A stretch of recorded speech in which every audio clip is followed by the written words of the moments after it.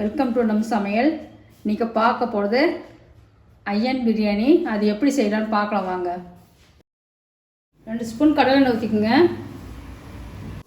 3 spoon நெய் ஊற்றிக்குங்க. ஒரு கைப்பிடி புதினா இலை போட்டுக்கலாம். பிரியாணி இலை போடணும், அதை மறந்துட்டேன். 3 பிரியாணி இலை போட்டுக்கலாம். அப்படியே ஒரு பெரிய வெங்காயம் நீட்ட வாக்கில் அடித்து வச்சுருக்கேன், அதையும் போட்டுறேன். வெங்காயம் நல்லா வணக்கட்டும். இப்போ இதில் கொஞ்சம் உப்பு போட்டுக்கலாம்.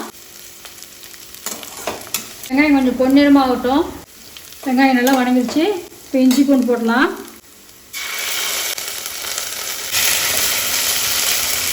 இந்த எண்ணெயிலேயே மிளகாத்தூள் கொஞ்சம் போட்டுக்கலாம்.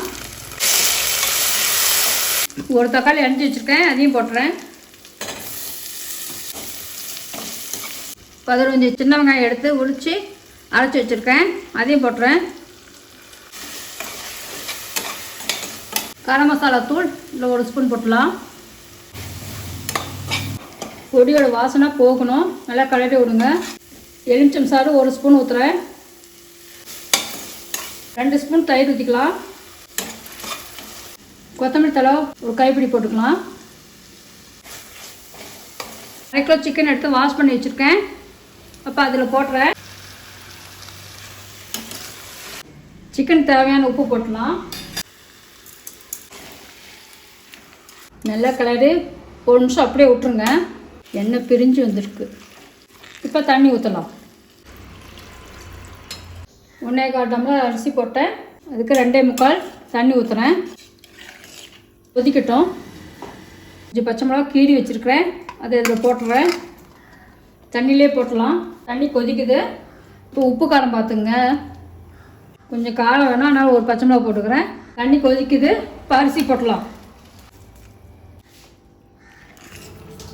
நல்லா கிளறி விடுங்க. அடிக்கடி திறந்து கிளறி விடுங்க. 2 ஸ்பூன் நெய் ஊற்றிங்க. இப்போ தம் போடலாம். அடுப்பை மீடியமாக வச்சு வெயிட் போட்டு 20 நிமிஷம் கழித்து ஆஃப் பண்ணிடலாம்.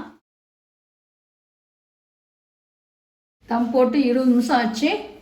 கிளறலாம். நல்லா வெந்திருக்கு. செஃப் தீனா போட்ட ஐயன் பிரியாணி செஞ்சு பார்த்தோம். சூப்பராக இருக்குது. நீங்களும் செஞ்சு பார்த்துட்டு சொல்லுங்கள். அடுத்த வீடியோவில் பார்க்கலாம்.